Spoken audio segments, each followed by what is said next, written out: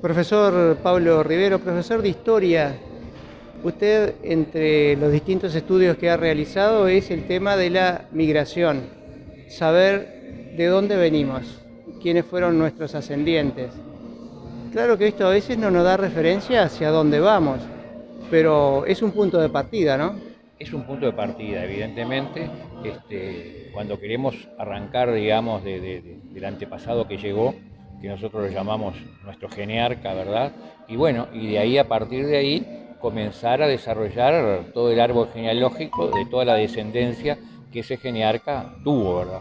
Esa puede ser una forma, pero la otra forma puede ser hacerlo en forma ascendente, comenzar con nosotros, nuestros padres, abuelos, bisabuelos, tatarabuelos, hasta que llegamos al emigrante y después continuar en Italia, en España, Suiza, Francia, donde sea, ¿verdad?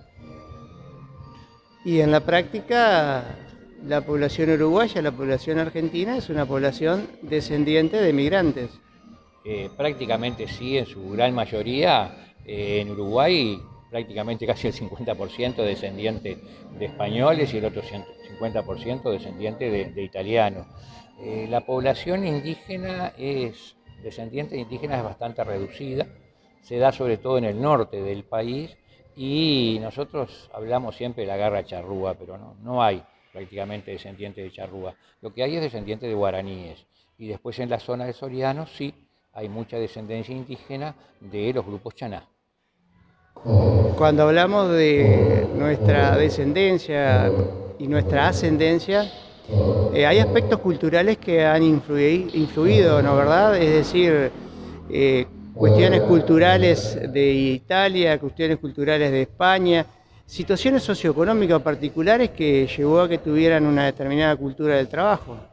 Exactamente, y a su vez las costumbres, o sea, nosotros continuamos muchas veces, sobre todo en las zonas rurales, con la práctica de la faena del cerdo.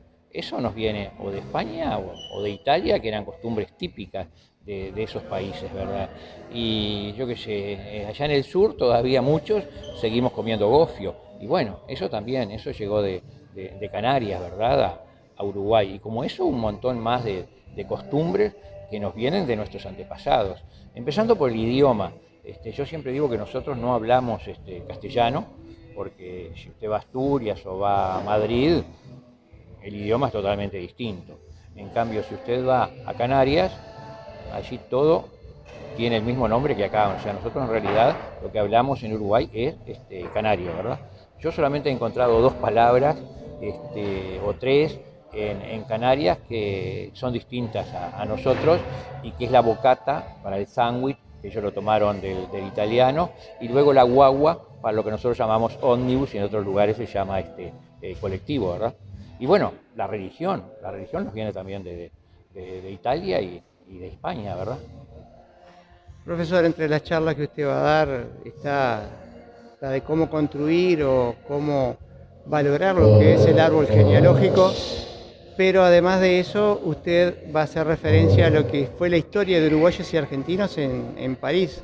¿Qué particularidad tenemos en esa historia y qué nos puede decir sobre lo mismo? Bueno, esa es la charla del día de mañana, que yo llegué un poco por accidente a eso a través de una agenda. Y bueno, durante la Primera Guerra Mundial era muy alto el número de montevideanos y de porteños que estaban en París. Y lo que llama la atención de ese periodo, Primera Guerra Mundial, los soldados muriendo en las trincheras, es que los rioplatenses estaban para divertirse en París. O sea, allí hablan de cenas, de almuerzos, del casino, del teatro, del veraneo en la playa, y no hay menciones, como que la guerra no existía, como que la guerra no tenía nada que ver, y estaban a pocos kilómetros de las trincheras de la Primera Guerra Mundial. Es una cosa bastante extraña es.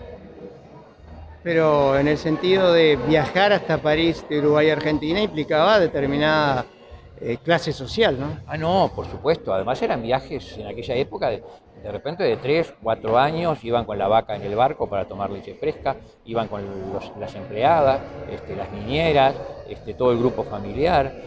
Muchas veces alquilaban varios apartamentos en un hotel, en una clase alta, por supuesto, ¿no? Y generalmente o estancieros o profesionales. No podemos decir que fueron atrapados en París por la guerra, entonces. Y en cierta manera sí, yo qué sé, porque atrapados no tanto, porque alguno vino a Montevideo en plena guerra, dejó su familia en París, volvió después, pero el hecho es que se quedaron allí porque ellos aparentemente estaban muy cómodos. Es una cosa extraña. No hablan de la guerra. La única mención que yo encontré de la guerra, algún día que algún avión sobrevoló París, y después la cartilla de racionamiento de carbón en invierno, que se ve que estaba racionado por la guerra, ¿verdad? Y después no hablan de la guerra. La guerra no existe. Es una cosa extraña. Profesor Pablo Rivero, le agradecemos esta entrevista y bueno, esperemos que la gente esté motivada para ambas charlas en el día de hoy y mañana. Bueno, va a ser un placer. Invitamos a todos los sanduceros a concurrir, ¿verdad? Muchas gracias, muy amable.